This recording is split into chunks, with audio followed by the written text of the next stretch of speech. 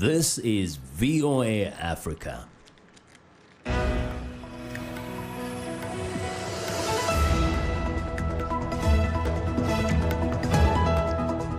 Good evening, I'm Esther Githu. It's Tuesday, December 31st. This is Africa 54. What will 2020 hold for the Islamic State terrorist group following the death of its leader, Abu Bakr al-Baghdadi? Africa 54 health correspondent Lino Mudu reviews Africa's top health challenges of 2019. And America's largest city prepares for its annual Times Square ball drop to ring in the new year, a tradition that dates back more than 100 years.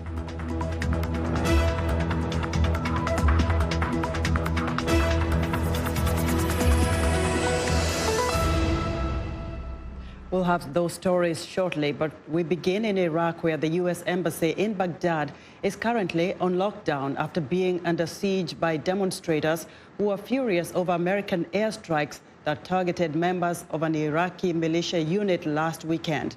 Security forces defending the embassy fired tear gas to defend the facility from protesters who breached the outer perimeter of the compound. The militia is supported by Iran, but it's part of Iraqi's armed forces.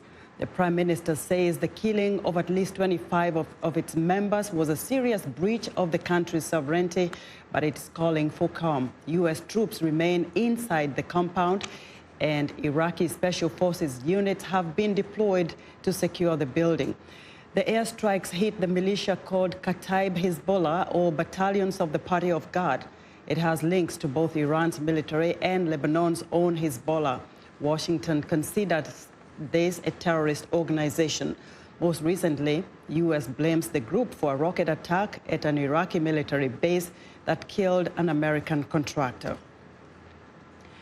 Now, U.S. President Donald Trump says Tehran orchestrated both the protest and killing of an American contractor, but Tehran says there is no evidence the militia was involved in the attack.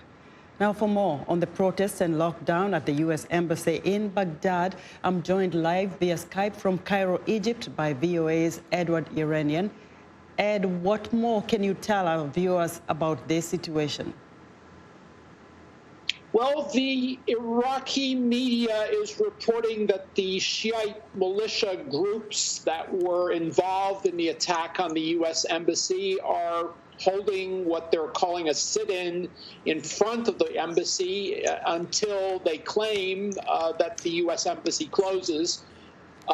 The Iraqi government itself, the defense minister, the foreign minister, they were both involved in trying to get the protesters to leave. At least that's what they were saying they were doing. And they insisted that they were trying to protect the embassy. Now, it's not clear to what extent they're trying to protect the embassy, and it's not clear to what extent the embassy is now protected. But I think the big worry is who is still inside the building, and do they need to be evacuated? Ed, you mentioned the worry about those who are at the embassy and what their situation is like, but what do we expect to see in the coming days? Well, I guess immediately the U.S. military is saying that they're sending Marines to protect the building. I don't know if that's really what they're doing or whether they're there or going there to evacuate who is inside the building. We saw on Arab media a live feed perhaps about 20 minutes ago of a U.S. helicopter dropping heat-seeking balloons and then going off, leaving the scenes, and the commentators were suggesting that they were testing the area for some reaction to see whether they would be fired upon. They would not. Right. And very briefly, Eddie, do we know how these protesters gained access to the embassy, which is in a protected green zone area? I'm just guessing now, but a lot of the militia, Shiite militia commanders have close ties to the security forces, the official security forces. They are actually now part of the security forces, but they are well known to the security forces, and if they were coming at the gate, probably those commanders would let them in. I would suspect that, even if this had not happened. And a lot of them were wearing military uniforms, a lot of the people who were from the Shiite militias that entered. So I guess it would have been difficult to determine that they were not official military or security personnel. All right, Ed, thanks. VOA's Edward Yeranian reporting live for us via Skype from Cairo, Egypt. Now, the world witnessed the collapse of the Islamic State terror group's self-declared caliphate in 2019, with the last bit of its controlled territory in Syria finally falling to U.S.-backed forces in March.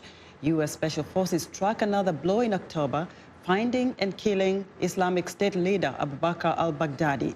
VOA national security correspondent Jeff Seldin has more on the resiliency of the organization. Even before 2019 began, Islamic State was on the run, no longer able to rule territory in Iraq. There were some who said the terror group's time had come to an end. I've been president for almost 2 years, and we've really stepped it up, and we have won against ISIS. It was a claim U.S. President Donald Trump would make again and again. We just took over, you kept hearing it was 90%, 92%, the caliphate in Syria. Now it's 100%. We just took over 100% caliphate. The claims at times disputed by U.S.-backed forces leading the charge against Islamic State's last enclave in Syria. Then on March 23rd, the Islamic State's self-declared caliphate fell for good. Only it quickly became clear the fight was not over. Islamic State fighters, as many as 18,000 of them, still roamed ungoverned spaces in Syria and Iraq.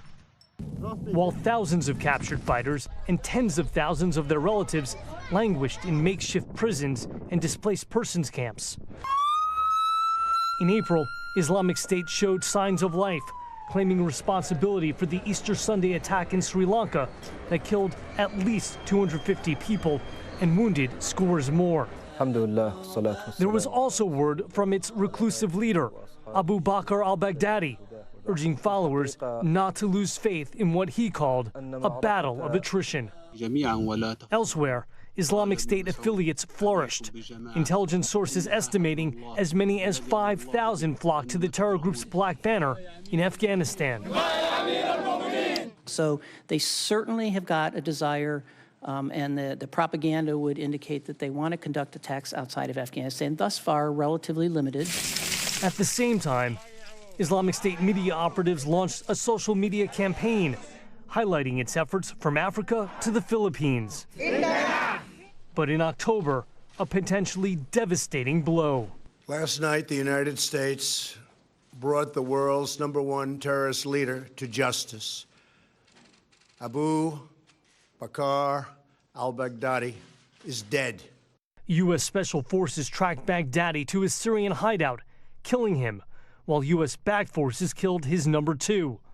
Islamic State quickly responded, naming a new caliph, the still mysterious Abu Ibrahim al-Hashimi al-Qurashi, while IS followers and affiliates around the world rallied. The insurgency is alive and kicking in northwest Iraq, for sure, and to a lesser degree Syria. Still, as the year ends, the U.S. and its allies struck 2 more blows against Islamic State: defeat in a key Afghan province and near eradication on one of its favorite social media platforms. For the time being, for as far as we know, IS is not present on the internet anymore, and we will see how fast, if ever, they will regain surface. Still, in places like Africa, where attacks like one in Niger killed 71 soldiers, troops are gearing up, expecting the battle against Islamic State to rage on, with little end in sight. Jeff Seldin, VOA News, Washington. 2019 has also delivered a wave of global protests from Hong Kong to Chile and from Sudan to Iran. In more than a dozen countries, citizens have taken to the streets to air grievances, and many have gotten results. VOA UN correspondent Margaret Bashir looks at a year of discontent.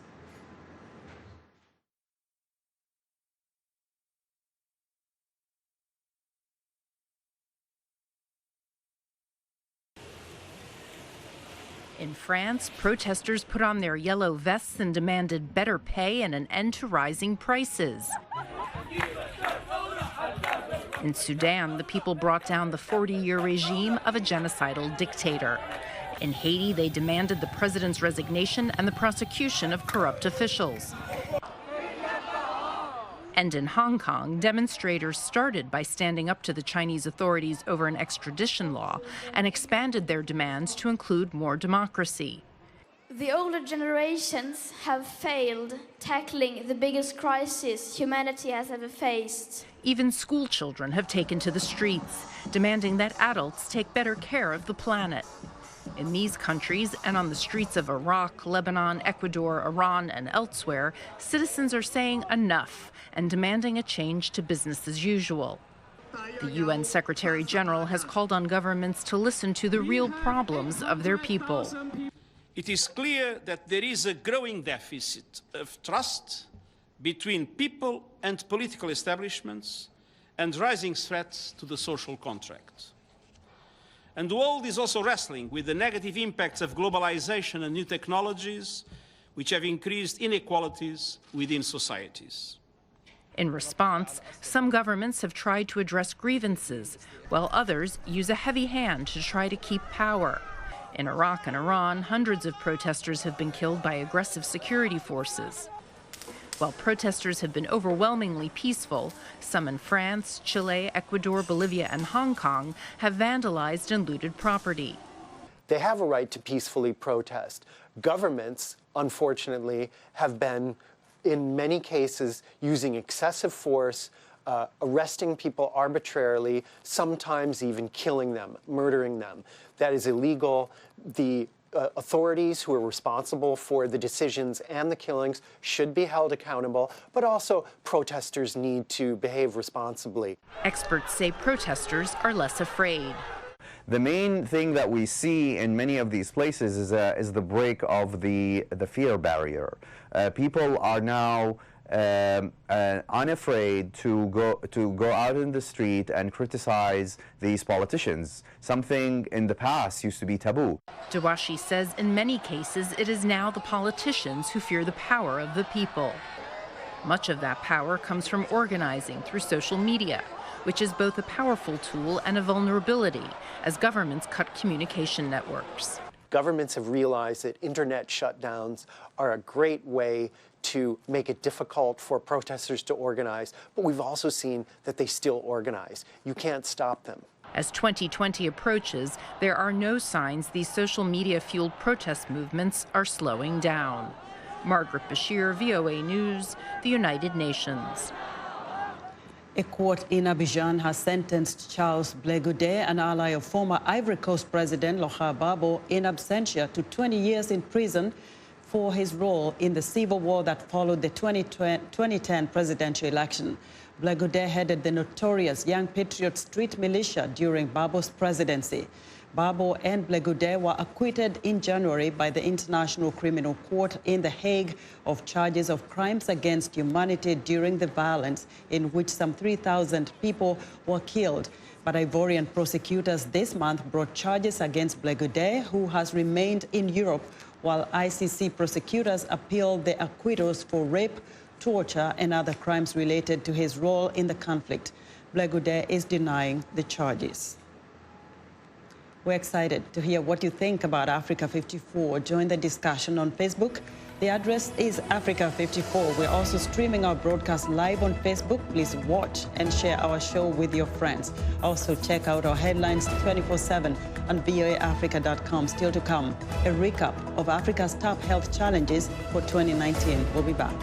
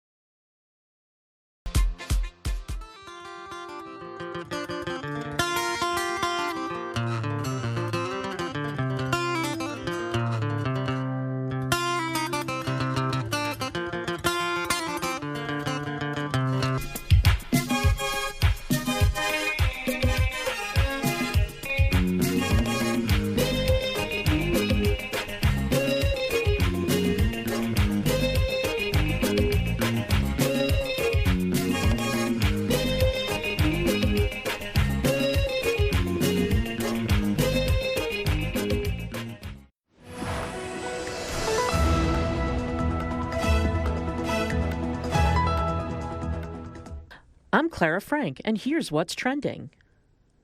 Prosopis juliflora trees are designated as undesirable weeds due to their invasive nature, abundance, and the harm they cause to grazing livestock in Ethiopia's arid south. With support from furniture giant IKEA, locals are turning the weed into charcoal briquettes sold in markets across the arid region. The program is proving both environmentally friendly and a boost to the local economy, as well as a way to avert conflicts brought on by competition over resources like energy. The charcoal briquettes made out of prosopis burn longer than regular charcoal and are a cleaner source of energy. Think of this as a Next up, how does one see the stars if they can't see to begin with? Dr. Nicholas Bone of the UK's University of Portsmouth is translating the visual wonders of the universe into sound using data from telescopes and technology similar to the mechanics of a music box. There's an element of physical touch in this as well. Sometimes Bone will use 3D print images of the cosmos in an engraving. His works are going into an astronomy show called A Dark Tour of the Universe, an educational project specifically tailored to unlock the beauty and mystery of space for students and others who are visually impaired. And finally, a magic bean has been created to help farmers outmaneuver climate change. Engineers from Britain's Brunel University in London have unveiled the artificial intelligence soil monitoring system, or Smart Seed, in a bid to save time and water, as well as cut waste. The pod, costing $118, is planted into the soil, where it collects hourly data on growing conditions, including soil temperature and moisture levels. Farmers will be able to check the data collected via a website or app, and then see what the soil needs and where, allowing them to save time and resources. And that's what's trending today. Tuesday night, an estimated 1 million people will jam the streets of New York City's famed Times Square to watch the annual ball drop. It is a tradition that dates back to 1907, as visitors from around the world gather to count down the final seconds to the new year.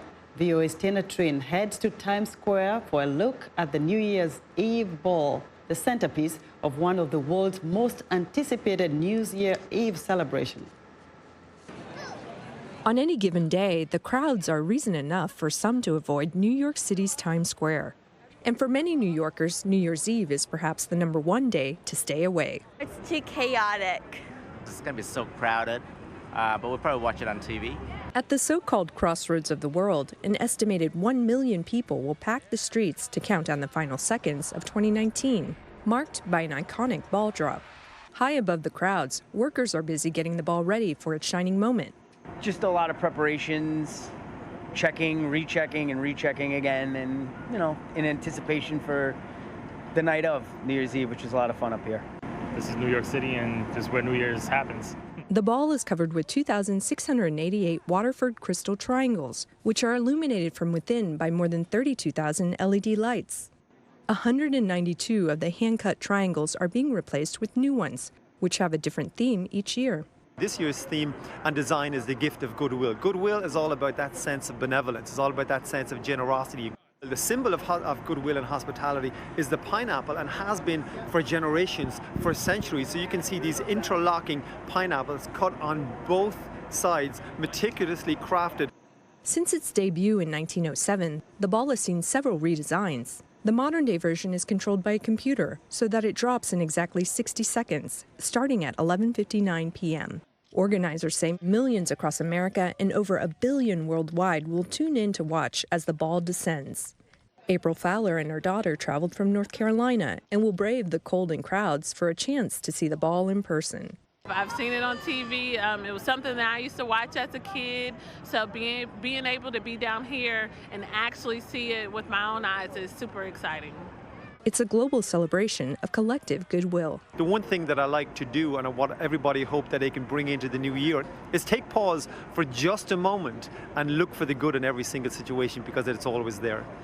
As the new decade begins, a moment of reflection, both inside and out. Tina Trin, VOA News, New York.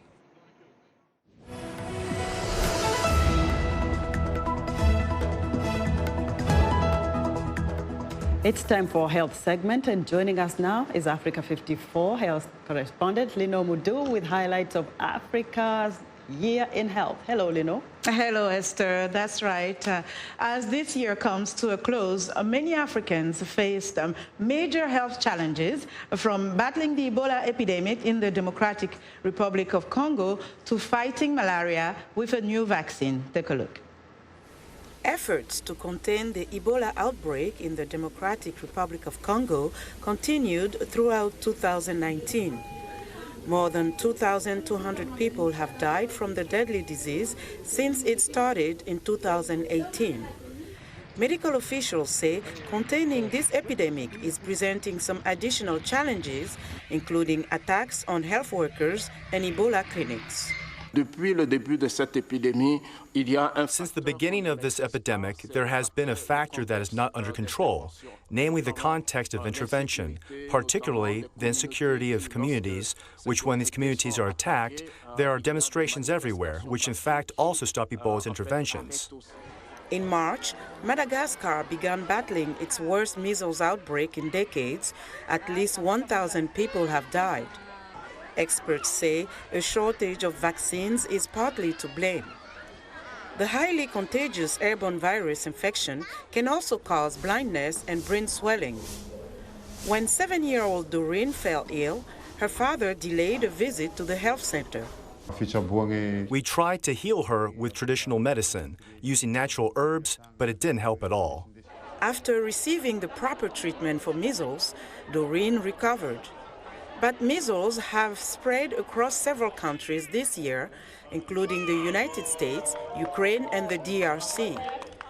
Turning now to malaria, Kenya added this year the world's first malaria vaccine to its routine immunization schedule for children under age 2. The East African country became the third in Africa to roll out the RTSS vaccine after Malawi and Ghana. Now my child is not going to be sick of malaria again. So I'm very happy. The World Health Organization's malaria vaccine pilot program aims to immunize around 360,000 children each year in the 3 countries for the next 4 years. Meanwhile, officials sounded the alarm on the rise of mental illness across Africa. In Uganda, Sarah Tushmerere was diagnosed with bipolar disorder, and she struggled with suicidal thoughts. It wasn't so much about trying to end, to stop living. It was about wanting to end the pain, the hurting. Sarah is hopeful that sharing her experience will help others. There is good news regarding polio. The WHO declared that the wild poliovirus type 3 has been eradicated worldwide. It is the second strain of the polio to be wiped out, following the certification of the eradication of type 2 in 2015. The same health workers who deliver polio vaccines have helped fight Ebola, cholera, and other disease outbreaks, address malnutrition, provide measles vaccinations, deworming tablets, and malaria bed nets. It's a great example of how a disease-specific program can contribute to health system strengthening and our goal of universal health coverage. Type 1 polio is still present in 2 countries, Pakistan and Afghanistan. And that's our health report for today. To stay in touch, find me on Twitter @LinorMudu. Esther? Well, I am not sure you told us everything you need to tell us about the challenges the continent faced in 2019. Maybe fill us in a little more. We saw Congo had a lot of challenges with Ebola, measles, and a myriad of other problems. Yes, there were quite a few challenges and also some milestones. But going back to the challenges with the Ebola outbreak, as we all were able to witness, it's been quite a challenge. to have this outbreak contained this time around. And some of the reasons, as I mentioned in the report, health workers and health centers being attacked, also the lack of trust from communities toward health providers also has contributed to some of the challenges. And measles has been a big problem, as I mentioned. We've seen the measles outbreak around the world. It wasn't just centered in Africa. So measles is definitely one of the issues that has to be addressed going into 2020. But there were also some good news, right? And we've seen that Nigeria really had reached a milestone with 3 years without polio. That's something we're keeping an eye on for 2020, so that to see if Nigeria will be officially declared polio-free. What about what do you expect to cover in the coming year? What are the projections in the health, sector? Some of the big stories, I think, measles will still keep an eye on it because it's really a problem that is growing globally. So we have to see if the measles crisis will be contained. Also, one of the issues is climate change and the impact on health. We've seen that extreme weather events, such as what we've seen in the Bahamas and also Mozambique with the flood and the hurricanes. Are we going to see more of this with climate change? This is something we're keeping an eye on. And also climate change is leading to pollution. It affects respiratory illnesses. And that's something that really health experts are saying is something important to keep an eye on. Leno, I'm going to find out what your New Year resolution is, but after thank you so much. Staying healthy. All right, thanks, Leno. Be sure to watch Leno Mudu's Health Report every Tuesday right here on Africa 54. And that's our show for today. Be sure to watch Africa 54 on our website at voaafrica.com. From all of us here in Washington, we wish you a happy new year.